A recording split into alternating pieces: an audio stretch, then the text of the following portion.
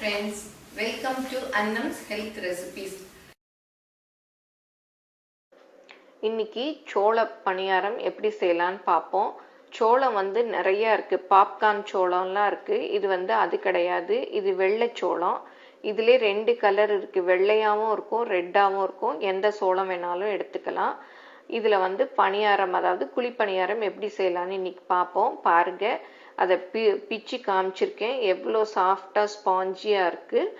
இப்போ எப்படி செய்யலான்னு பார்ப்போம். முதல்ல இதுக்கு தேவையான பொருள் என்னென்னு பார்க்கலாம்.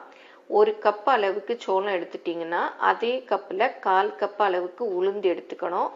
ஒரு 1/4 டீஸ்பூன் அளவுக்கு வெந்தயம் எடுத்துக்கணும்.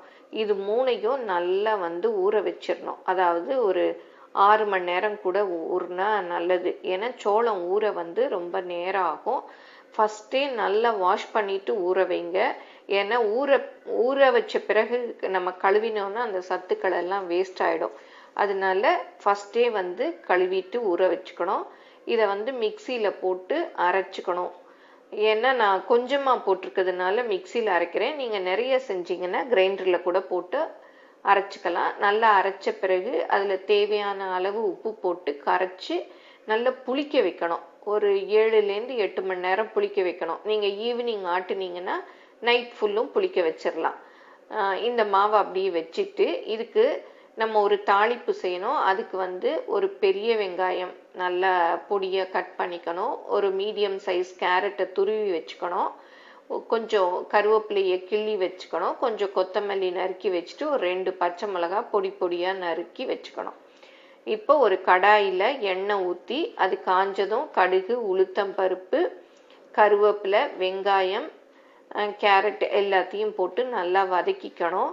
இந்த காய்களுக்கு தேவையான உப்பு போட்டுக்கணும். ஏன்னா பணியாரத்தில் நம்ம முதலையே ஆற்றச்ச பணியார மாவில் உப்பு போட்டிருக்கோம். அதனால இந்த வெஜிடபிள்ஸ்க்கு மாத்திரம் தேவையான உப்பு போட்டு நல்லா மிக்ஸ் பண்ணிக்கணும். இதை அப்படியே நம்ம ஆட்டி வச்சிருக்க பணியார மாவில் போட்டுக்கணும். அப்புறம் கொத்தமல்லியையும் போட்டுக்கணும். கொத்தமல்லி வதக்க வேண்டாம், ஃப்ரெஷ்ஷாக போட்டால் நல்லாயிருக்கும். போட்டுட்டு நல்லா மிக்ஸ் பண்ணிக்கணும். அப்புறம் நம்ம குழி பணியார சட்டி காய வச்சு ஒவ்வொரு குழியிலையும் எண்ணெய் ஊற்றிட்டு அது 1/4 அளவுக்கு நம்ம மாவை ஊற்றி மூடி வச்சிடணும். நல்லா வெந்த பிறகு அதை அப்படியே திருப்பி விடணும். நல்லா ரோஸ்ட் ஆன பிறகு அதை எடுக்கணும். எடுத்து நம்ம சட்னி, எந்த சட்னி வேணாலும், தேங்காய் சட்னி, புதினா சட்னி, கொத்தமல்லி சட்னி எதோட வேணாலும் சர்வ் பண்ணலாம். பாருங்க, நான் ஒரு பணியாரத்தை பிச்சு காமிச்சிருக்கேன். எவ்வளோ ஸ்பாஞ்சியாக, எவ்வளோ கூடா இருக்கு. இந்த மாதிரி வரணும். எல்லாரும் செஞ்சு பாருங்க. எப்படி இருந்ததுன்னு உங்கள் கமெண்ட்ஸை சொல்லுங்கள். தேங்க்யூ.